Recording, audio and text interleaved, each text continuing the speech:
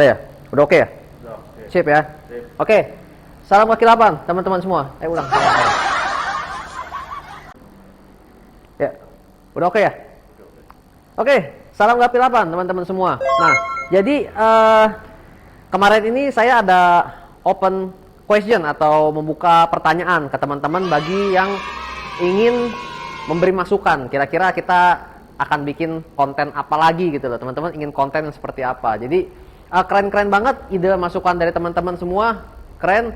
Nah, di video kali ini saya ingin menjawab satu pertanyaan dari salah satu follower Gapi 8, namanya Freeman046. Itu mengenai ikan reject. Ikan reject dikemanain sih kalau di sini?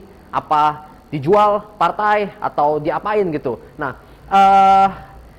sebelum kita ngomong diapainnya, saya ingin menjelaskan mengenai manajemen ikan reject. Itu sangat penting. Dimana 2 tahun lalu farm kita itu sempat bisa dibilang agak penuh, ikan itu penuh banget. Kenapa bisa penuh? Karena saya gimana ya, merasa aduh kok sayang kalau ikan itu harus kita singkirkan gitu loh. Kayaknya mereka kan juga perlu hidup baik, kok sayang itu disingkirkan. Terus makin lama kok size-nya jadi berkurang. Yang biasanya ikan kita yang jumbo-jumbo bisa gede-gede, kok itu kayak ukurannya tanggung-tanggung, jadi nggak bisa jumbo-jumbo. Nah, seiring saya pelajarinnya, ternyata semua tuh karena ikan reject ya. Ikan reject yang terlalu banyak, dimana kalau misalkan dari setiap kali kita breeding tentunya harus kita sorting, dimana reject dan nggak reject harus dipisah. Kenapa begitu? Saya jelasin dulu ya kejelekannya ketika kita menyimpan ikan reject. Oke, ada yang ngomong, makan jadi boros. Itu bisa menjadi alasan. Cuma teman-teman perlu coba hitung bego-begoan aja ya kita ya. Membiayai makan pada ikan gapi itu nggak terlalu mahal-mahal banget menurut kita, teman-teman ya. Dimana kalau misalkan satu kaleng Artemia itu kan kurang lebih sekitar 700-800 ribu. Wow. Untuk ikan di tempat kami begini, itu satu kaleng itu habis cukup lama, teman-teman. Untuk mengasih makan segini banyak loh, habis cukup lama, itu 700 ribu. Coba kalau misalkan teman-teman hitung, teman-teman misalkan menjual ikan gapinya aja, satu pair misalkan 100 ribu, atau mungkin semurah-murahnya 75 ribu lah per pasang gitu ya, teman-teman ya.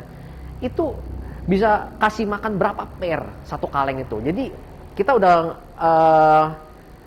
menyampaikan juga atau sharing juga ke teman-teman para penghobi ikan gapi, jangan takut untuk beli ikan gapi yang memang bener-bener kualitasnya premium. Karena dan kasih makannya juga jangan takut. Hajar aja pokoknya Artemia itu, kasih makannya banyak, perkembangan mereka biar bagus dan maksimal. Toh teman-teman jual ikan beberapa pair aja udah nutup kok harga satu kaleng Artemia itu. Betul apa betul? Oke, itu cuma sekedar gambaran saya aja ya, seperti itu ya. Nah, kerugian terbesar yang saya alami ketika menyimpan ikan reject itu bukan karena pakan, tapi karena kualitas, teman-teman. Dimana ketika ikan yang sebenarnya performa mereka bisa maksimal, contoh ya di sini ya, ini Starline Topaz ya, Starline Topaz ini udah kita sorting ikan ini ya.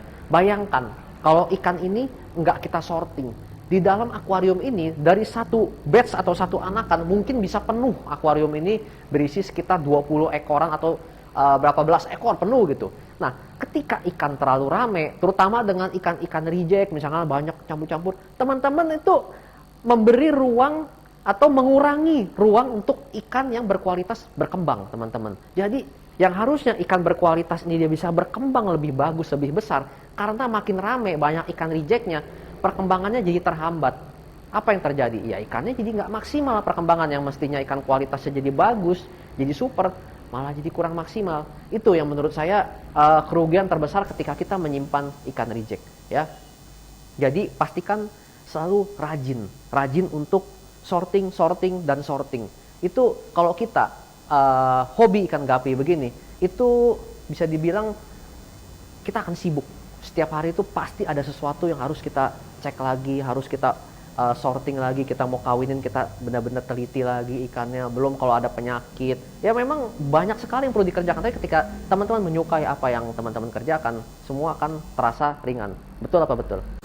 Berikutnya yang ingin kita bahas lagi itu adalah kemana ikan-ikan reject ini kita letakkan atau kita pisahkan ya. Teman-teman perlu menyiapkan satu kolam, atau mungkin kalau misalkan nggak cukup kolam, akuarium ya. Kalau misalnya skala yang masih kecil, siapkan satu akuarium. Nah, disitulah ikan-ikan itu dikumpulkan, teman-teman yang reject. Kalau saya pribadi melalui hitung-hitungan gimana, lebih baik memang ikan reject ini ya udah dipelihara aja, karena toh dijual secara partai itu nggak masuk hitungan kita, teman-teman, karena memang fokus kita adalah membudidaya ikan gapi kualitas, bukan ikan gapi partaian. Itu beda ya. Memberi makannya juga beda, jumlah pakannya beda, harga pakannya juga beda. Kalau misalkan kita jual secara harga partaian dengan cara perawatan kualitas, itu nggak masuk. Jadi ya udah, kalau memang fokus kualitas ya udahlah, kualitas aja yang kita fokuskan. Ikan-ikan reject ini ya udah kita pelihara secara baik-baik aja di satu akuarium campur. Toh intinya kan mereka dapat pakan dan mereka juga bisa tetap hidup. Dan ya kalau kita sih, kita ada akuarium agak rame gitu ya, rame ikannya, kita kasih aerator ya biar mereka juga bisa hidup dengan layak. Intinya biar fokus kita terhadap ikan-ikan kualitas itu nggak terganggu gitu fokusnya, dan kita benar-benar tetap bisa membuat ikan kualitas menjadi lebih baik lagi. Oke, moga-moga di video ini teman-teman bisa mendapatkan masukan, dan mungkin bagi teman-teman juga yang masih terus memelihara ikan-ikan yang rejectnya, perlu dipertimbangkan untuk rajin-rajin sorting, dan sorting. Sekian dulu, salam Gapi 8.